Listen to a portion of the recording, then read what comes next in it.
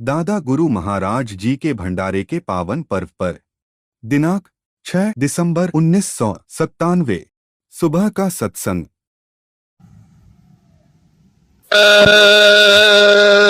गुरुदेव जय गुरुदेव। जय गुरुदेव नाम किसका, जय गुरुदेव नाम किसका, जय गुरुदेव नाम किसका।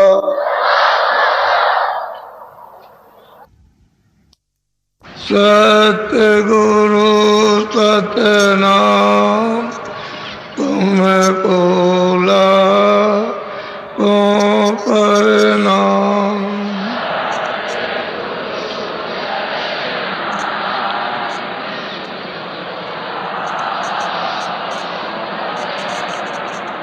सतगुरु सतनाम तुमको लाखों प्रणाम।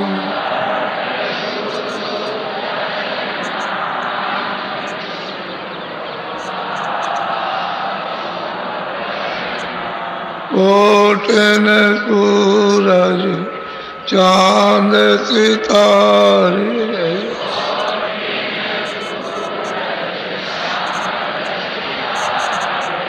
कोटन सूरज चांद सितारे,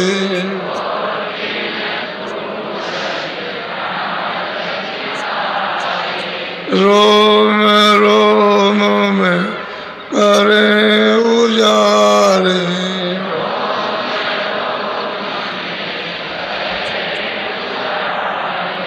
रोम रोम में करें उजारे।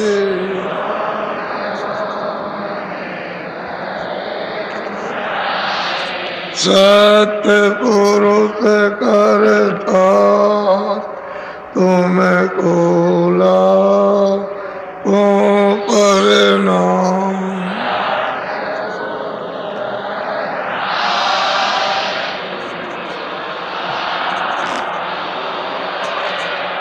सतपुरुष करता तुमको लाखों प्रणाम।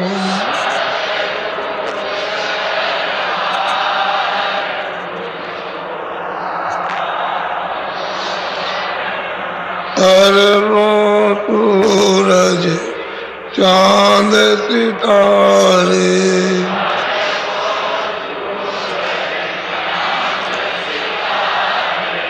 अरबों सूरज चांद सितारे,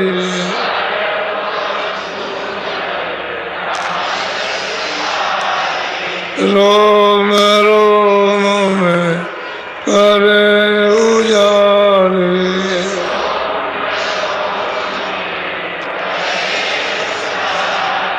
रोम रोम में करे उजारे।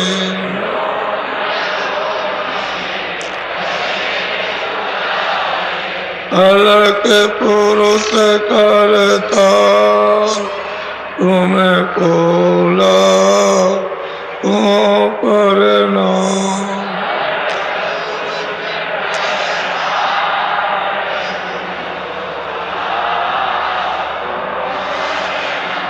अलग पुरुष करता तुमको लाखों प्रणाम।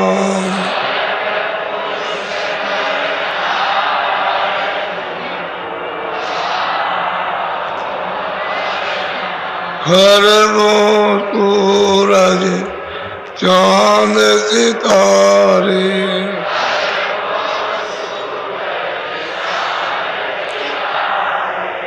अरबों सूरज चांद सितारे,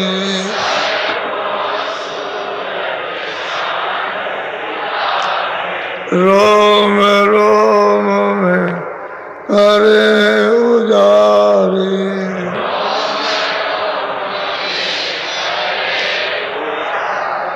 रोम रोम में करे उजारे,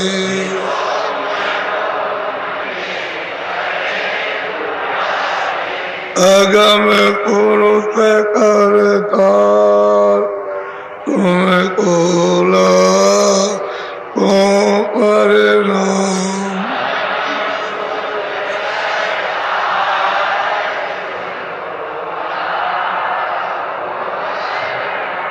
अगम पुरुष करता तुम्हें कोला को परिणाम,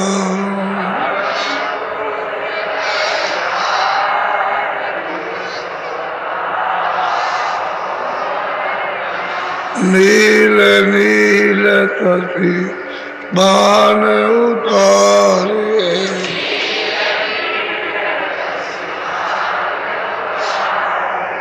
नील नील तपी बान उतारे,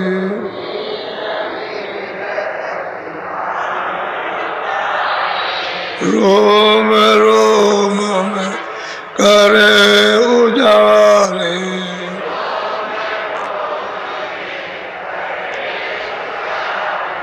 रोम रोम में करे उजारे,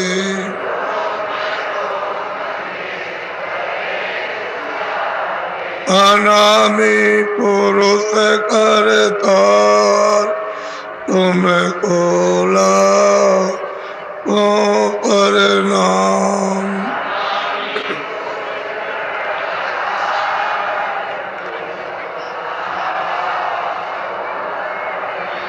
अनामी पुरुष करता तुम्हें कोला को परिणाम,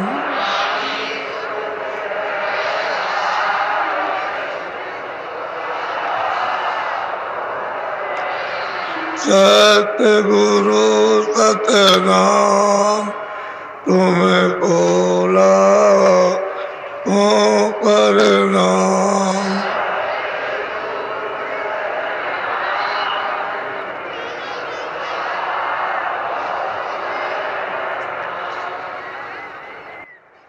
के और बच्चियों,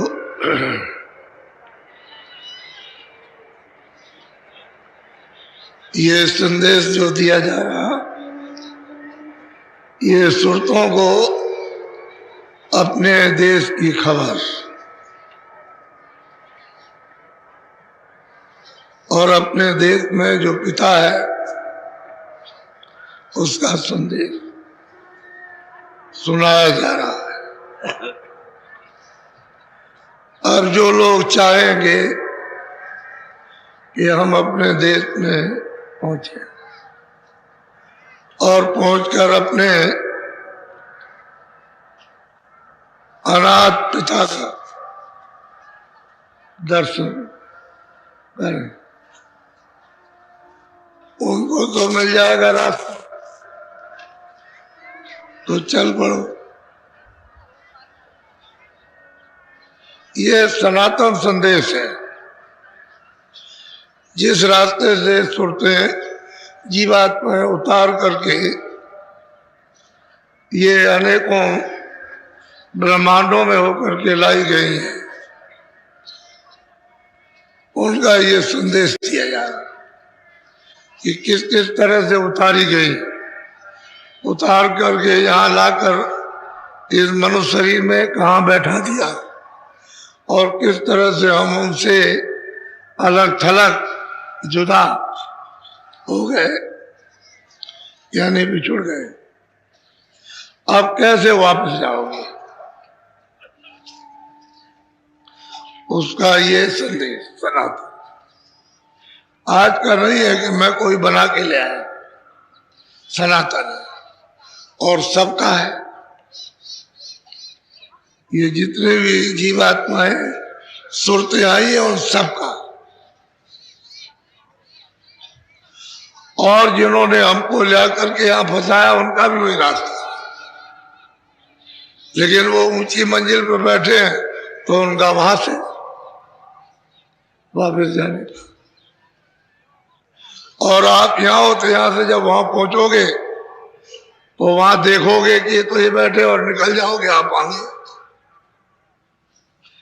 और नीचे रह जाएंगे, अपने स्थान पर विराजमान है। तो मालिक ने सनातन रास्ता रखा है। और जब सुरतें उतारी गई तो संत यानी ज्ञान संत बोध मालिक का उसके साथ ही उतार दिया, और वो हमेशा यहाँ रहते हैं, रहेंगे, लेकिन वो किसी को कुछ बताएंगे नहीं, उनको कोई नहीं पहचान सकता।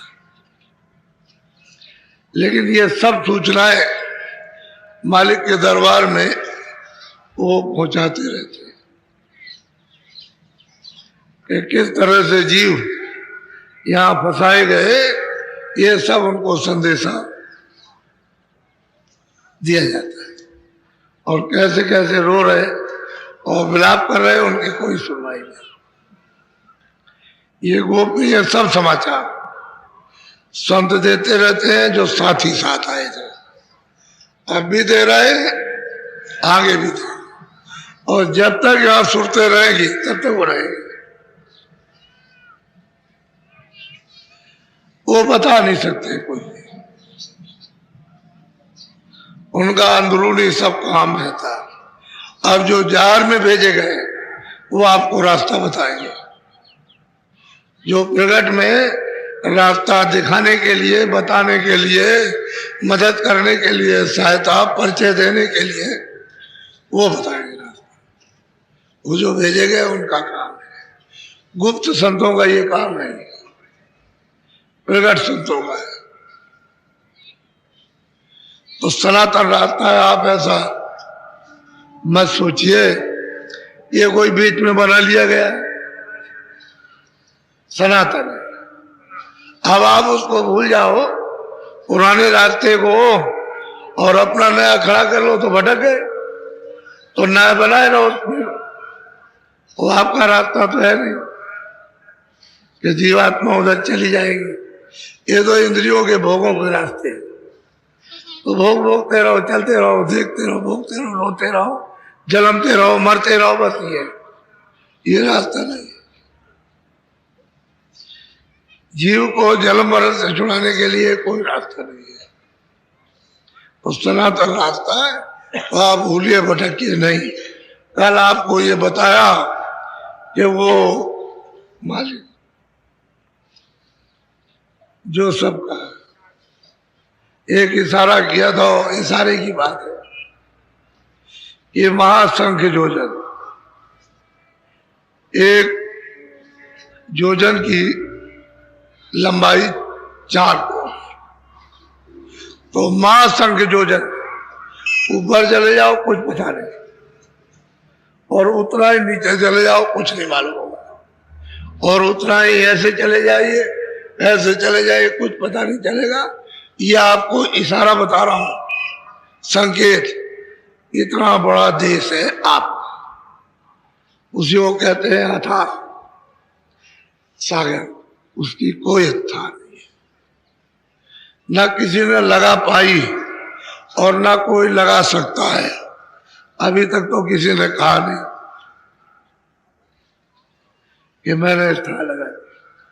हमने कहा बेइंतहा है, बेअपार है, उसका कोई पारा नहीं। अब जब महासंख योजन, तुम तो मीलों की बात करते हो, वहां कोसों की बात की जा रही। महासंख योजन ऊपर चले जाओ, कुछ पता नहीं और कितना होगा। नीचे चले जाइए, कितना होगा। तो ये मैं आपको इशारा बता, ऐसा इन सुरतों का जो मनुष्य मंदिर में दोनों आंखों के मध्य में बैठी हुई है, और सब जीव जंतुओं के दोनों आंखों के बीच में छोटा सा छोटा कीड़ा हो, जानवर हो, पंछी हो, एक आंख इधर एक इधर, एक नाम इधर, एक कान इधर, सब में हुई, सब में छोटा से छोटा, जो देखने में नहीं आता है आले में लगाइए, उसमें भी दो आंखें, दो कान, दो नासका, सब में ऐसे उसने रचना की। बस फर्क इतना रखा है कि उसमें साधना नहीं हो सकती। पशु पंछी में, कीड़े मकोड़ों में साधना नहीं हो सकती, क्योंकि तत्वों की कमी है, उसमें पूरे तत्व नहीं है। और मनुष्य शरीर में पांचों तत्व पूरे हैं, इसलिए ये साधना का धाम है। एक तत्व की कमी हो जाए तो मनुष्य पागल हो जाएगा, फिर मनुष्यता की बुद्धि नहीं, उसे बोध नहीं जाएगा। ठीक मतलब, लेकिन बैठने की जगह एक ही है, चाहे वो साधन नहीं कर सकता, दो ही तत्व है, एक ही तत्व है, लेकिन ऐसी जगह तुरंत को बैठाया कि उसमें कुछ परिवर्तन नहीं, उसमें तो दो आंख, दो कान, दो नाक, सब में। तो इसलिए आपको अधिकार दिया गया। और मृत्यु लोक में सबसे श्रेष्ठ और ऊंचा मनुष्य शरीर है। वैसे ये भी 84 में है, लेकिन 84 की आखिरी ये अंतिम योनि है, इसमें जा सकते हो आप। और इसी से लोग गए, इसी से जाते हैं, इसी से जाएंगे, इसी से रास्ता। इसमें साधना का धाम है, इसमें साधना कर सकते, और कोई शरीर में साधना नहीं कर सकते। तो ये अमोलक है, वो भी आपको थोड़े दिन के लिए दिया। लो मेरा ये मकान है और मैं तुमको अधिकार देता हूं कि तुम अपनी जीवात्मा को जगा लो, तुम्हारे अधिकार में कोई अंतर नहीं। और ये अच्छा, ये बुरा, बुरे काम को करना नहीं, अच्छा काम का तो आपने ना अच्छा समझा ना बुरा, जो चाह सो किया। और जीवात्मा के जगाने की कोई बात नहीं, तो मनुष्य शरीर व्यर्थ चला गया। तब तक समय पूरा हो गया, उसने कहा अच्छा निकलो। अच्छा आप क्या कर लोगे? बहुत धन है, समुद्र की तरह से भरा हुआ, तो फिर क्या करेगा? तो सोने की लंका थी, तो रावण क्या कर सकता था जब मौत आई? जब उसने कहा निकलो हमारे मकान से, तो वो क्या कर सकता है? सोना क्या कर सकता है? निकाल के बाहर कर दिया। ऐसे ही अमोलक मनुष्य शरीर है, मालिक की प्राप्ति के लिए ही दिया गया। इसमें बैठ करके जीवात्मा को जगा के वापस अपने घर में पहुंचाओ। कब? कि महापुरुषों की खोज करो। जब वो रास्ता दे दे तो चल पड़ो, रास्ता मिल जाए चलने का तो बस फिर चलो तेजी के साथ में। ये काम आपको करना है। जब घाट पर आ जाओगे तो बस एकदम जाग जाओगे, और घाट तुम्हारे पास है, कोई बहुत दूर नहीं है कि लाखों और करोड़ों को तुम्हारे सामने घाट है। उलट के घाट पे बैठो, जाग जाओ और चल पड़ो अपने घर की तरफ। लेकिन महापुरुष मिलना चाहिए, उनके बगैर ये काम नहीं हो सकता। तो कल आपको बताया था कि ये प्रदेश है, अपना देश नहीं है, इसलिए आप यहाँ रह नहीं सकते, चाहे जितना इंतजाम करो, रहने कोई चीज नहीं ले जा सकते। वो कोई चीज नहीं ले जाने देगा और ना किसी को ले जाने दिया। सबका साथ सामान रखवा लिया, और पहचान जो कुछ भी है, सुनना और बोलना और समझना, वो भी रखवा लिया। और भेजा कब? जब पागल बना दिया, और पागल हो गए, और एक धक्का मारा, धड़ाक से गिरा। इसलिए मनुष्य शरीर यह अमोलक है, इससे बुरे काम करना तो बंद करो, और कोई अच्छा काम हो जाए तो कर लो। साथ ही साथ अपनी जीवात्मा को जगाओ, घर की तरफ प्रस्थान करो, चलो महात्मा से मदद ले लो, महापुरुषों से कि हमको मदद दे दीजिए, सहायता दे दीजिए, कुछ दया कर दीजिए, कुछ कृपा कर दीजिए। ये तो मांगना चाहिए, मदद मिल जाएगी उससे। फिर चलो चलो, बिना मदद के नहीं हो सकता, ऐसे नहीं होगा। तो आपने कल सुना, ये सब संकेत आपको दिए जा रहे। अब थोड़ा सा जब साधक साधना करते हैं और जब देखने लगते हैं, सुनने लगते हैं, तो रास्ते में विघ्न बाधा, यानी कितने कितने विघ्न बाधाएं आती हैं। जब उसकी आंख खुलती है, कान खुलते हैं और बगैर गुरु के चलते हैं तो बाधाएं कितनी हैं। छोटी मोटी बाधाएं नहीं होती। एक रिद्धि सिद्धि बाहर से कुछ प्राप्त करो तो कितनी बाधाएं खड़ी हो जाती हैं। ये सर से रिद्धि और सिद्धियां गिरा देती है। बात वो तो समझ नहीं पाता, वो गिर गया, वो तो खत्म हो गया। तो भटकाने के लिए, बहकाने के लिए, उधर न जाने देने के लिए बड़े बड़े विघ्न, लेकिन जब महापुरुष मिल जाए तो वो विघ्न नहीं होता।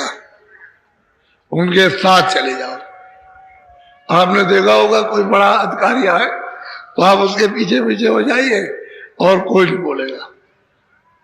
क्या सोचेंगे, ये तो इनका आदमी है, पीछे पीछे चला जा रहा, तो पीछे पीछे चले जाइए, कोई नहीं बोलेगा। तो जब महात्मा यहाँ आते हैं तो साफ उनकी देख रेख हमेशा रखते हैं, तो उनके पीछे हो जाइए, कोई नहीं बोलेगा। पीछे पीछे पीछे पीछे पीछे पीछे चले जाइए और उनसे एक टिकट ले लीजिए। टिकट तो कहेंगे अच्छा इधर कहाँ जा रहे हो, उधर दिखाओ, तुम्हारे पास इधर जाने का कोई टिकट विकट पास है तो आप दिखा दीजिए, ये पास है, कोई नहीं बोलेगा। टिकट तो छोटा ही होता है ना, उसमें कुछ नहीं लिखा रहता, इस स्टेशन से ये स्टेशन, मथुरा से कानपुर, बस इतना ही है। तो उसने देख लिया, कहा ठीक है, तुम गाड़ी में बैठो और टिकट नहीं रहेगा तो महात्माओं को और क्या, वो टिकट दे देना, वो दे देते। तो फिर कोई रास्ते में बाधा नहीं, रास्ते में बड़ी बाधाएं खड़ी है, तो थोड़ा सा जरा सुनिए। देखो गगन के बीच श्याम कंज खिल रहा, देखो गगन के बीच श्याम कंज खिल रहा, बाबरा गयालु भाई वाही चढ़ के पिल रहा। बड़े ध्यान से सुनिए, जब दृष्टि उलटती है तो आकाश दिखाई देता है। उस आकाश में कूड़ा कचरा भरा हुआ, जैसे कोयला आ जाता है तो ऊपर भी नहीं दिखाई देता, सामने भी नहीं दिखाई देता, कर्मों का कोयला छाया हुआ। जब दृष्टि ऊपर उलटती है, जब तीसरी आंख, तीसरा नेत्र है जो सूरत में स्वयं है, वो देखती है कि तो एकदम धुंधला, कुछ आकाश में नहीं, तो उसको साफ करती है। जब सफाई करती है तो बिल्कुल ऐसे चला जाता है जैसे आंधी आई और कोयला साफ हो गया। तो सब पेड़ पालो ये वो सब दिखाई देने लगते हैं, सब के सब। और ऐसा होता है कि बस सूरज है, ये नहीं निकलता ही चला रहा, प्रकाश होता जा रहा। तो जब सूरज अपनी आंख के ऊपर देखती है तो गगन में, आकाश में एक श्याम का बहुत सुंदर विराजमान बैठे हुए, बहुत सुंदर शोभा है। वैसे इनकी भी शोभा लिखने में यहाँ नहीं आती, बहुत ही सुंदर। तो जब देखा तो मन लुभा गया, मोहित हो गया, आशिक हो गया, दीवाना जिसको कहते हैं कि दीवाना हो गया। अब वो देख रहा उनको अच्छी तरह से, उसे ये तो नहीं मालूम कि मुझे आगे जाना हो, तो कहता है यही सब कुछ। लेकिन वो क्या है, धोखे का स्थान है। धोखा हो जाएगा जो उसको देख के मोहित हो गए। आप क्यों मोहित हो गए कि गुरु नहीं मिले? गुरु अगर मिलते तो दिखा देते और कहते कि नहीं आगे चल, ये कुछ नहीं, आगे चल देख उधर वो क्या है, तो उसको दिखाते। इससे सुंदर उसका रूप है, बहुत सुंदर। कहते देख उधर चल, ऊपर ये छोड़ देता। अब वो देख रहा है गगन में श्यामगंज खुला हुआ, और देख करके जैसे फूल में को देख करके भौरा उसमें बैठ गया, फिर अपने आप को भूल गया, शाम हुई बंद हो गया। ऐसे ही लोग आ जाते हैं, और ये धोखे का स्थान है। रास्ते में बड़े बड़े धोखे के स्थान बना रखे, वहां बैठ करके साहब नीचे उतार देते हैं। क्यों?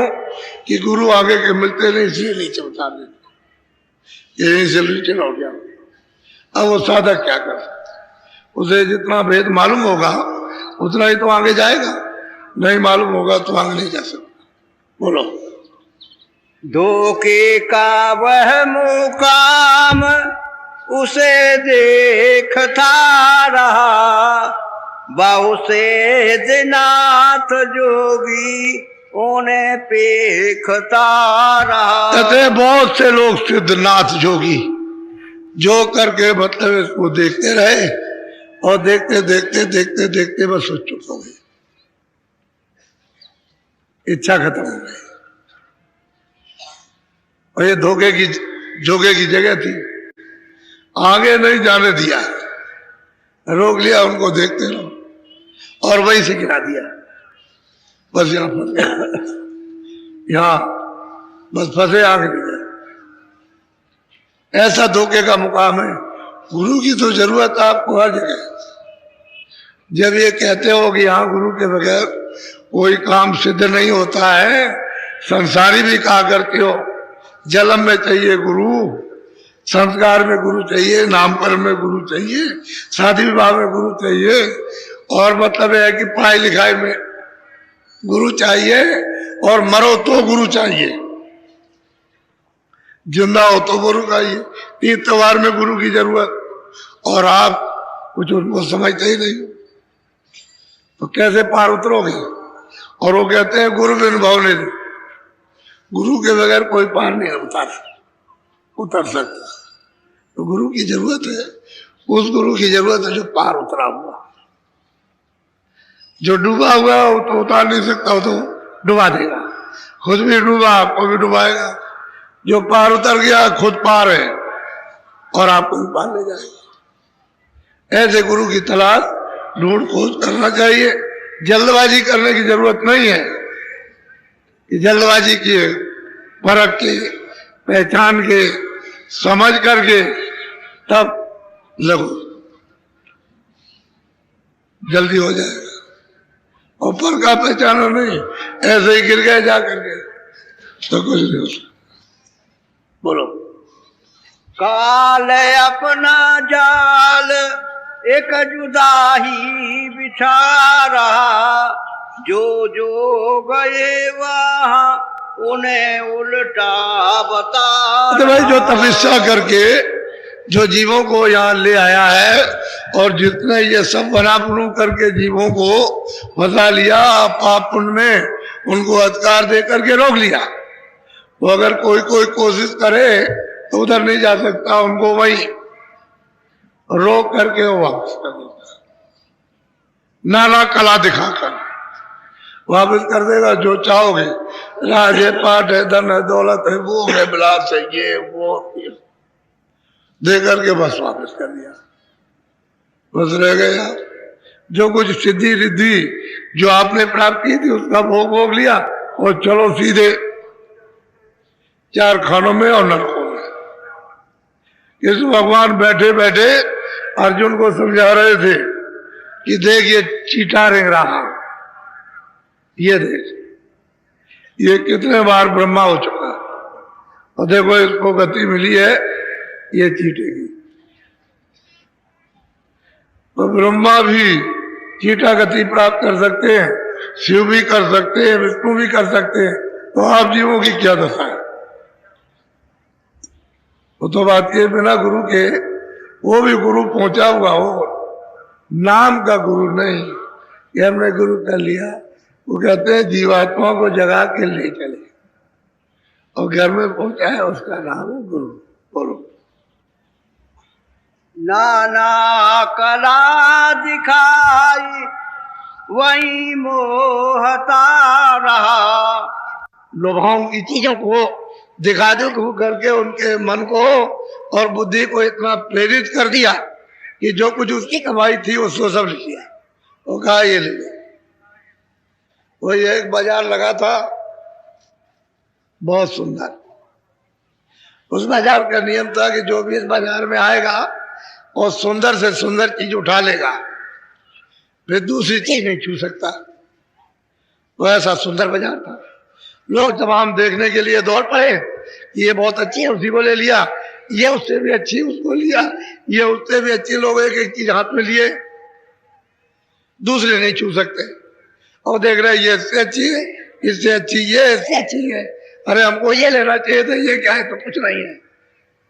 बाजार में घूमते रहे तो एक बुढ़िया संकल्प करके चली कि मैं पूरा बाजार देखूंगी, कोई चीज नहीं उठाऊंगी। तो देखती जाती है, चलती जाती है, उससे अच्छी है, उससे अच्छी है, उससे अच्छी।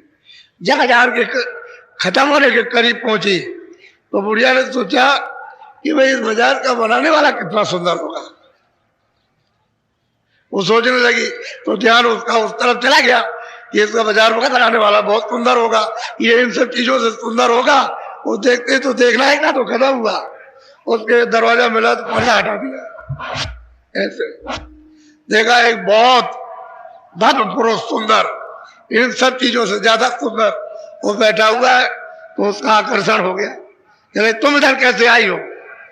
कहले आपने बाजार लगाया कि एक चीज को नहीं उठा सकता, दोबारा नहीं। आप क्या चाहती हो?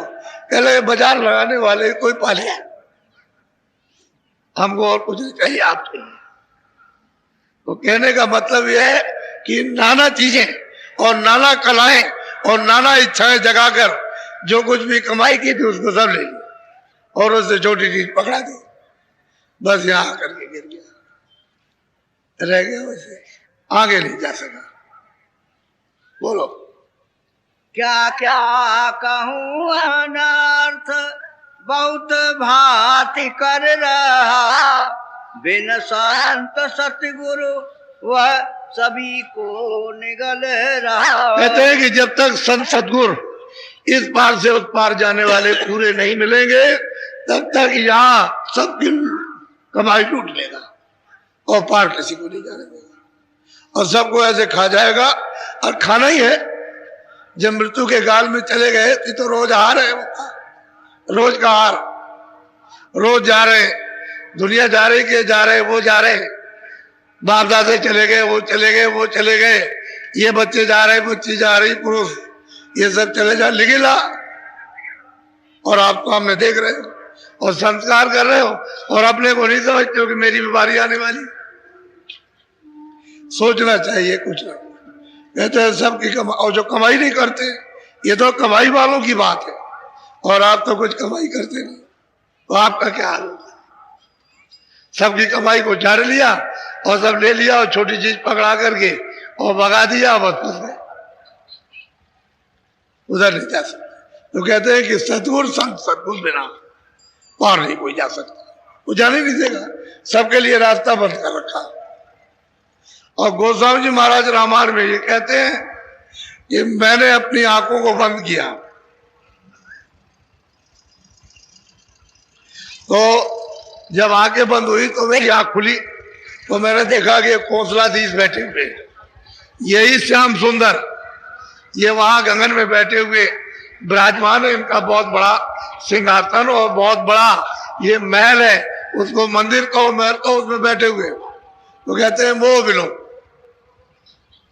मैंने इनको देखा, इन्होंने मुझको देखा, तो हंस पड़े, प्रसन्न हो गए। जैसे वो प्रसन्न हुए, हंस पड़े, वैसे गोस्वामी जी महाराज उनके अंदर चले गए उस पार। मोह विलोक राम मुस्काई बेसत तुरंत गयो मुखमाई।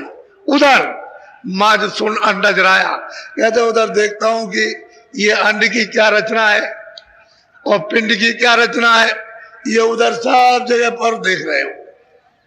जो स्वर्ग और बैकुंठ में जो रचना, उसको उन्होंने अपनी आंखों से देखा। उधर इस पार से उस पार निकल गए, तब दिखाई देता है, नहीं तो ये सब बैठकर कमाई खोस लेते हैं और मुंह बंद किए रहते हैं, उधर नहीं जाने देते किसी।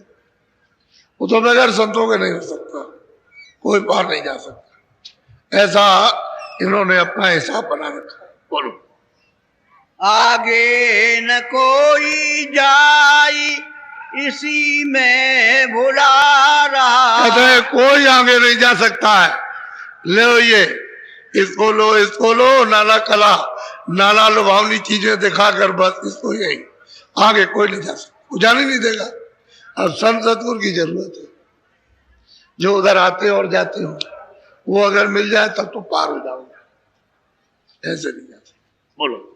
माया का झूला डाले मुनिन को झुलार।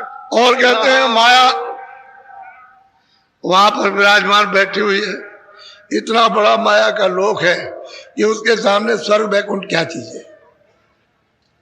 स्वर्ग बैकुंठ कुछ नहीं, तो उसके सामने, अरे इससे मतलब है मृतलोक से तो स्वर्ग से बड़ा बैकुंठ, और बैकुंठ से बड़ा, इन सबसे बड़ा तो वो मतलब शक्ति लोक है। तो कहते हैं सब जुड़ा डाल रखा, कोई नहीं जा सके। ऐसी मोहिनी है, तुम यहाँ किसी को देखते हो मोहित हो जाते हो, ऐसी मोहिनी मूर्ति कहते हैं कोई पार नहीं जा। वो तो गुरु हैं जो किनारे लगा दे, बाकी कोई साधक नहीं जा सकता, उसकी कोई हस्ती नहीं उठाई जा सकती। बोलो। द्वारे के पार काऊ को जाने न दे रहा, फिर भेदवा के पार का सब ही ढका। कहते हैं कि जब किसी को उस पार नहीं जाने देता है तो उस पार का भेद तो सब ढक गया, सब लुप्त हो गया, क्योंकि जितने भी लोग आए उधर किसी को नहीं जाने दिया, सब लोग वो ढक गया बिल्कुल। आप कहते हो नहीं, कुछ नहीं है, लेकिन उसमें ये तो लिखा है कि हमने देखा तो नहीं है, ना इति और कुछ है, ये हमको नहीं मालूम उधर क्या है, लेकिन ये संकेत हमको मिलता है कि उधर है और कुछ है, हमने देखा नहीं है। तो वो सब का सब रास्ता सब ढक दिया, लोप हो गया। अब बताने वाला जब तक कोई नहीं मिले तब तक इस पार से उस पार कौन बताएगा? जो उधर जाता आता होगा वो बताएगा चलो यहाँ तक, यहाँ से फिर आगे चलो, आगे से फिर आगे चलो, वो बताता जाएगा, दिखाता जाएगा, तब ये सूरत ये जीव पार हो सकता है। दरवाजा तुम्हारे पास है सबके, इधर दोनों आंखों के ये बीचों बीच में सूरत बैठी है और सामने दरवाजा। अब वो दरवाजा, उस पर आप जाते नहीं, कोई बताने वाला नहीं मिलता कि यहाँ बैठ जाओ, तो तुम जाग जाओ और जाग करके वहां से देखना शुरू कर दो, उधर कोई जाता नहीं, किसी को मालूम नहीं। बोलो। क्या शेष क्या महेश सभी हार कर रहा, बिन संत उसके पार कोई भी न जा रहा। कहते हैं कोई भी उधर नहीं जा रहा उसके पार, सब कोई इधर उल्टा रास्ता बता दिया, सब घूमे। भाई यही उनकी कमाई है, लूट ली और फिर जैसे कि तैसे हो गए, फिर वो 84 नरकों में चले जाते। आप ये समझते हो गए पार चले जाएंगे, हो पार कहाँ जा सकते, कौन किसको जाने देगा? महापुरुषों की जरूरत, और महापुरुष उस समय पर थे नहीं, ये तो अभी 700 वर्ष के अंदर आए, तब रास्ता ये जारी किया, जीवों को बताया, जीवों को ले चले, नहीं इसके पहले थे ही नहीं, रास्ता ही नहीं खुला था, कैसे जीव जाते बेचारे। अब धीरे धीरे धीरे धीरे जब रास्ता खोल दिया और लोग यहाँ से जाने आने लगे, तब आपको प्रमाण मिले कि उन्होंने भी कहा प्राप्त किया, उन्होंने भी प्राप्त किया, उन्होंने भी प्राप्त किया, उन्होंने भी किया। नहीं कहते हो किसने प्राप्त किया? वो तो तुम्हारे सामने कह रहे कि मोह विलोक राम मुस्काई, मैंने उसको पाया, उसको कहते हैं ब्रह्म को मैंने पाया। गोस्वामी जी कहते हैं मैंने पार ब्रह्म को पाया, वो तो स्पष्ट कहते हैं, साफ ही साफ। और आप कहते हो किसने प्राप्त किया? और पढ़ने वालों को कुछ नहीं मिला। ये पढ़ने लिखने से नहीं आता है, ये तो करने का काम है।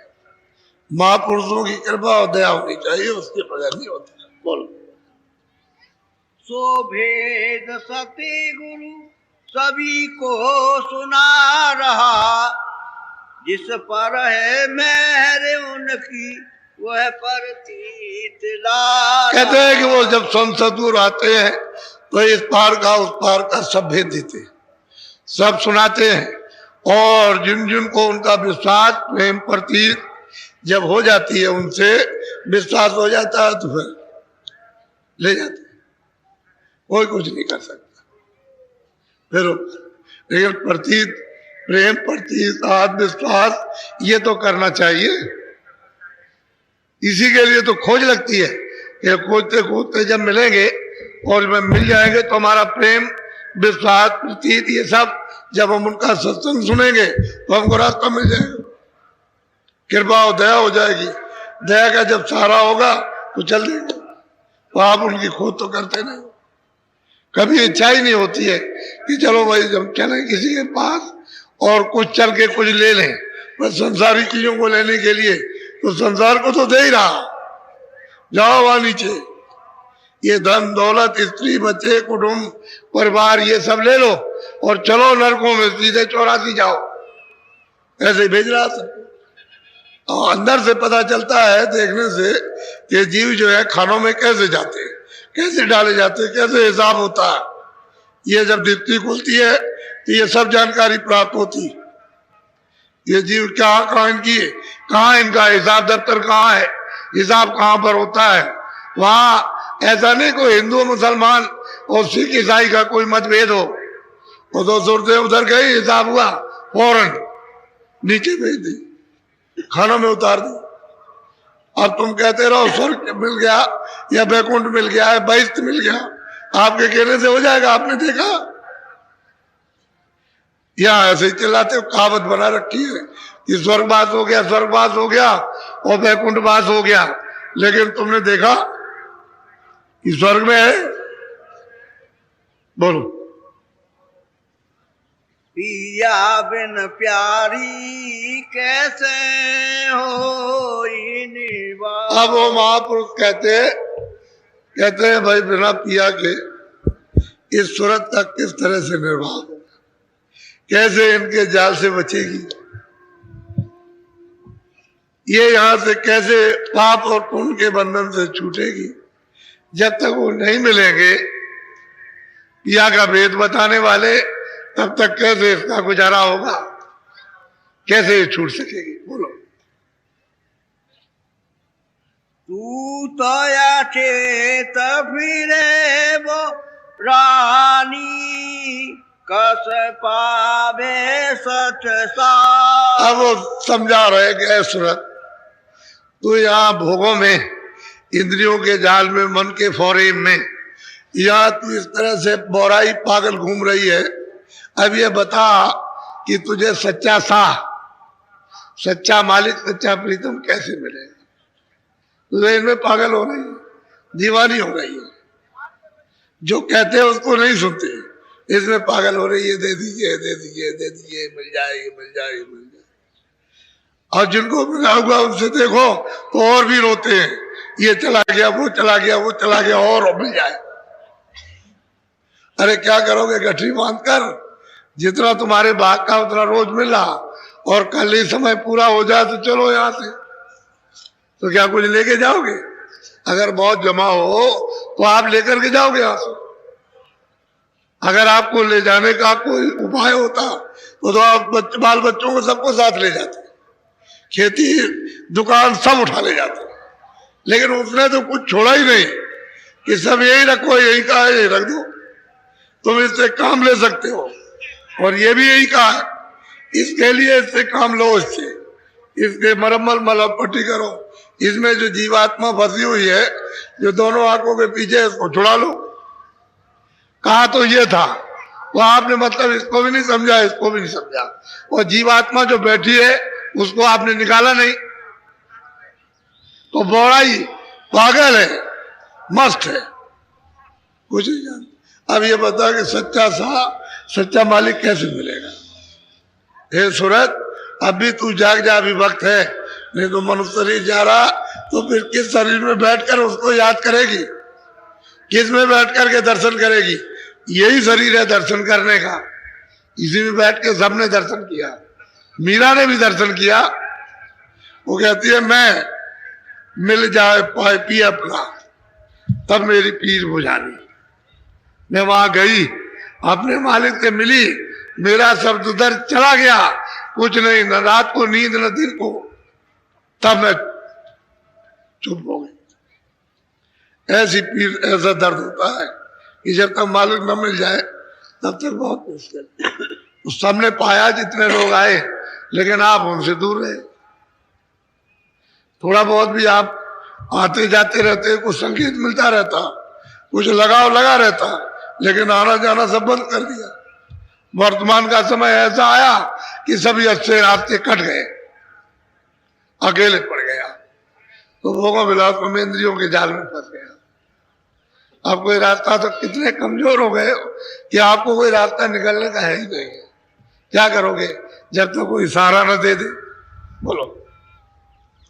जगत भार में क्यों तू भुनती, पावे निसदिन कहते हैं कि जगत जाल है और जगत मूर्ति का भार। अरे इसमें तू निस दिन जलेगी, रात दिन इसमें लगी रहती है, चैन न सोते न जागते, न उठते न बैठते न देखते। अरे इसमें ऐसा क्यों करती है? नहीं तो तुझे कहीं जरा भी क्षण मात्र भी चैन नहीं मिलेगा। और कहीं 84 चली गई तो फिर क्या? नरकों में गई तो वहां कितने कितने करोड़ों वर्षों तक लगातार काटते रहते हैं जमदूत, ऐसे छुरी चलाते रहते हैं मशीन की तरह से, और काटते रहते हैं, चिल्लाते रहते हैं, चिंगारते हैं। कितनी दूर तक आवाज जाती है, सुनने वाले भी साधक जब सुनते हैं तो ऐसे कांपते हैं इस तरह से। जब उस आवाज को सुनते हैं और दृश्य को देखते हैं तो कंपायमान होता है, सभी किए क्या हो रहा। लेकिन अब यह है कि उन्होंने जो किया वो कहते हैं तो जगत इस पहाड़ में बुनती है, अपने को बुन रही है, इसमें निस्दिन तुझे तपना पड़ेगा, जलना पड़ेगा, इससे कोई निकाल नहीं सकता। बोलो। छोड़े उपाध करो सतसंगत, ले सतगुरु से राह। कहते हैं अब क्या करो कि छोड़ दो, अब उपाधि बंद करो, ये चलो सत्संग सुनो, और सत्संग सुनते सुनते सुनते और उनसे रास्ता ले लो, और फिर भजन करो तो छुटकारा होगा, और कोई रास्ता नहीं। कहते सत्संग करो, सत्संग के बाद रास्ता लो, और रास्ता जब लो तो भजन करो, और भजन में आपको मदद मिल जाए तो निकल चलो धीरे से। क्यों जलनते मरते हो सगनी में, इस बार में बुनते हो, जन्मोगे मरोगे, रोज की क्रिया हो जाएगी जन्मने मरने की, फिर कहीं चैन मिलेगा नहीं। आज तो मौका है कुछ, और ये अनमोल समय हाथ से निकला जा रहा, ये लौट करके आपको मिलने वाला नहीं। नरदेही सतयुग त्रेता द्वापर कलयुग, कितने युग बीतने के बाद जब पुण्य इकट्ठे हो जाते हैं तो कभी मिलती है, ऐसे नहीं कभी कि मिल जाए, कितने युग चले जाएंगे, नरदेही नहीं मिलेगी। तो कहते हैं कि चलो बात छोड़ो, सब झंझट छोड़ो, चलो सत्संग करो, और सत्संग में कहते हैं संत सतगुरु से रास्ता ले लो और भजन करो, तो जल्दी छुटकारा हो जाए। बोलो। ये इंद्री भोग विसारो मन से, छोड़ो सब की। कहते हैं इंद्रियों के भोग जिसमें रस ढूंढते हो, आनंद अब मिल जाएगा, अब मिल जाएगा, अब मिल जाएगा, और मिला नहीं तो ये क्या है? क्षणिक है, क्षणिक आनंद है। तो इंद्रियों के भोग जो है थोड़ा सा कब आप विसारोगे, कब छोड़ोगे, कब कम करोगे? जब सत्संग मिलेगा। जब सत्संग मिलेगा तब ये आपके इंद्रियों के भोग कम होंगे, और जब भजन करने लगोगे तो छोड़ दोगे, फिर छूट जाएगा, छोड़ दो। तो इंद्रियों के भोगों में आनंद की जो आज चाट छूटते हो कि चाट लग जाएगी, मिल जाएगा, वो मिलेगा नहीं, वो खुजाते रहो। थोड़ी सी जब खुजाओगे तो मालूम होगा कि बड़ा अच्छा लगा, और फिर उसके बाद खुजली, फिर खुजली, फिर खुजाओ, फिर खुजली, फिर ठंडा का, फिर खुजली, तो खुजाते खुजाते इतने दिन हो गए, आनंद नहीं मिला। कहते हैं चलो बात छोड़ो, चलो सत्संग में बैठो, अब मन से ये भोगों के इंद्रियों की चाट छोड़ो, तो धीरे से छूट जाए। बोलो। चेतन रूप विचारो अपना, फिर लगो शब्द घट। कहते हैं कि दरवाजे पर दोनों आंखों के बीचों बीच घूम करके आओ, यहाँ पर बैठो और अपने को जगो, और चेतन जो रूप आपका सूरत का है उसको पहले पहचानो।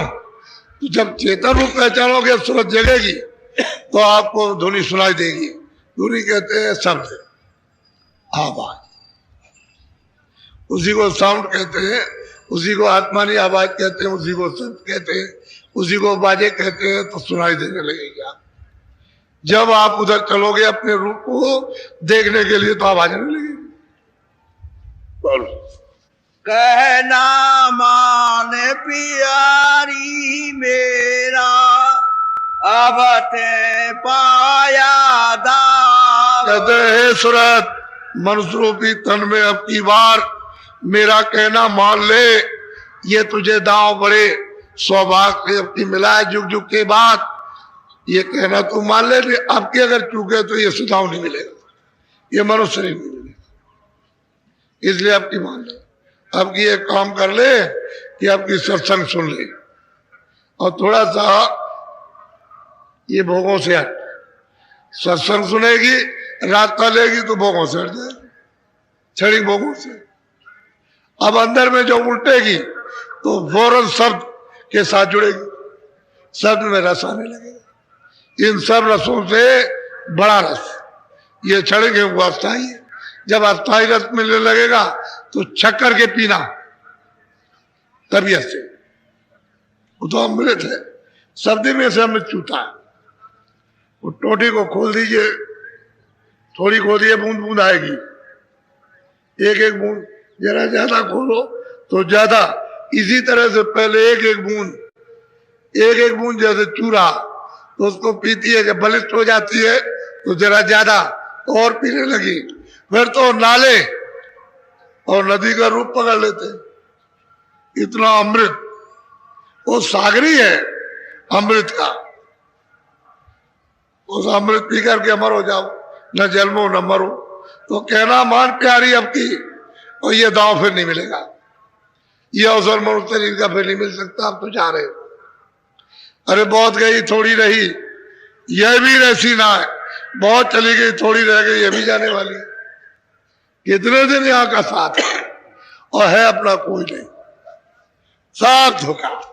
चुपचाप बैठ जाओ तो कल ही से तुमको गाली मिलेगी, काम नहीं करता, कुछ देखता नहीं है, कुछ कमा के नहीं रखा, कुछ ये नहीं किया, वो नहीं किया, क्या स्त्री घर में आई है, कुछ नहीं सुनती है, कोई ऐसा करती, वो उसको ए बाप है क्या, बाप उसने अपने बच्चों के लिए कुछ भी इकट्ठा नहीं किया। एक दो थपेड़े लगती है तरह तरह की शब्दों की, निकल जाओ घर से, स्त्री को निकाल दो, माँ बाप को निकाल दो।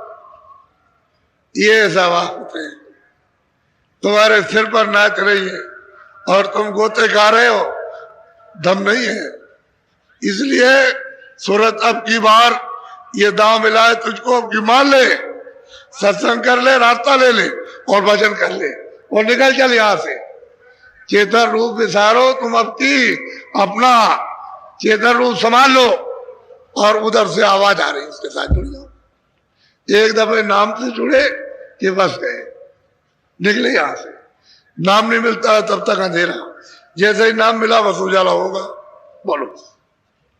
अब के चूके ठोर न पाइयो, रहो बहुत पछताओ। अब कहते हैं कि भाई सुर तो मनुष्य शरीर में तुम आई हो, अगर अब की चूक गई, तुमने सत्संग नहीं किया, भजन नहीं किया, अपना रूप नहीं पहचाना, नाम को शब्द को नहीं पकड़ा, तो तुम बहुत पछताओगे।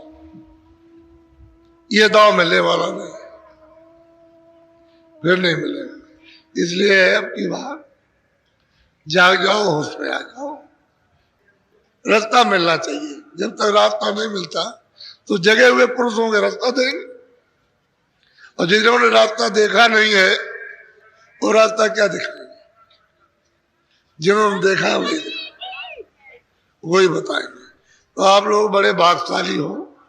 मैं तो ये समझ रहा हूं कि दुनिया में और भी ठोकर लगे तो कम से कम आपको तलाश तो करोगे कि कहाँ शांति मिलेगी, कहाँ सुकून मिलेगा और कौन देगा। तो कम से कम ये ठोकर तो लगेगी चारों तरफ से। जब गिर गिराओगे तो चिल्लाओगे, उसी में निकल पड़ोगे। निकल गए और कोई जगह अगर मिल गई तो काम बन जाएगा, नहीं तो इसी में खत्म हो जाएगा। ये तो भौजाल है, अंधकार जाल, ये माया का और वासनाओं का फैला हुआ कर्मों का। पाप पुण्य का इसमें फंस गए तो गए बस, फिर निकलने का कोई अवसर नहीं। और अगर कहीं जरा सा भी कहीं भनक पड़ गई, निकल गए और सारा मिल गया तो काम बन जाएगा। तो मैं तो समझता हूँ कि आप बड़े भाग्यशाली हो। यहाँ तक है नाना प्रकार की तकलीफों के, बीमारियों के लोग आए हुए। अभी नीम सारण में आपने देखा था और नदी के किनारे आपको एक सुविधा दी गई थी। हम तो ये काम करते नहीं है, हमारा वो कोई काम नहीं कि भाई ऐसे ऐसे लोग आएंगे तो चलो इनको कोई जुक्ति बता दी जाए जिससे लाभ हो जाए। तो नदी के किनारे एक मंडप बना दिया और ये कह दिया कि भाई वहां पूजा होगी रात को। उनकी पूजा होगी, नदी किनारे रहते हैं और तुम लोग उसका परिक्रमा लगाना। तो तुम्हारा मतलब ये लगा हुआ भूत वहां छूट जाएगा। हमने सोचा ये परेशान होते हैं, चलो इनको कुछ सहारा दे दिया जाए।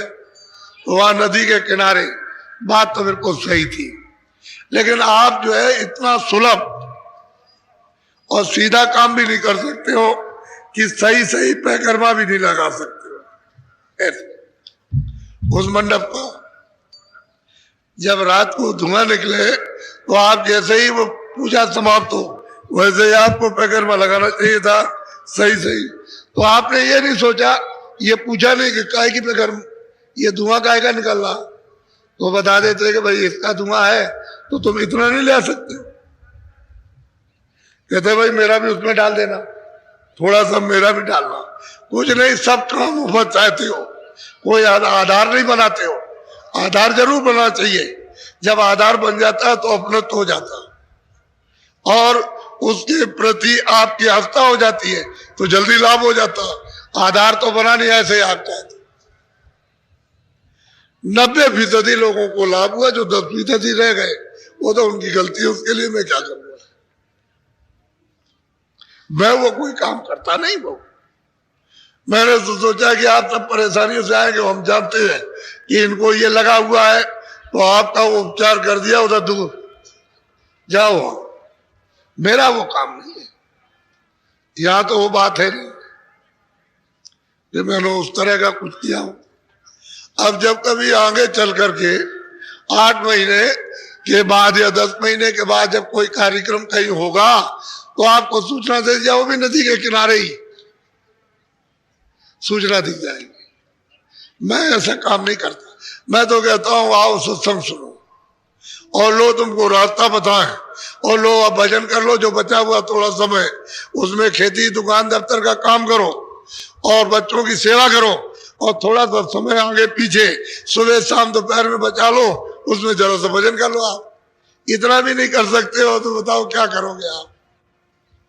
अगर मैं ये कहता कि खेती मत करो, दुकान मत करो, दफ्तर मत करो, बच्चों की सेवा मत करो, घर बार छोड़ दो, तब तो आप कहते। सभी प्रेमी भाई बहनों को मेरा सादर जय गुरुदेव। स्वामी जी महाराज कहा करते थे कि हमेशा पूरा सत्संग सुनो, सत्संग का एक भी वचन छूटना नहीं चाहिए। पता नहीं कब कौन सा वचन तीर की तरह हृदय को बेच जाए और आपका सुमिरन बनने लगे। सुमिरन ठीक ढंग से होगा तो ध्यान भी बनेगा और जब सुमिरन और ध्यान बनेगा तो भजन भी बनने लगेगा। आप सभी लोगों को मेरी शुभकामनाएं। जय गुरुदेव।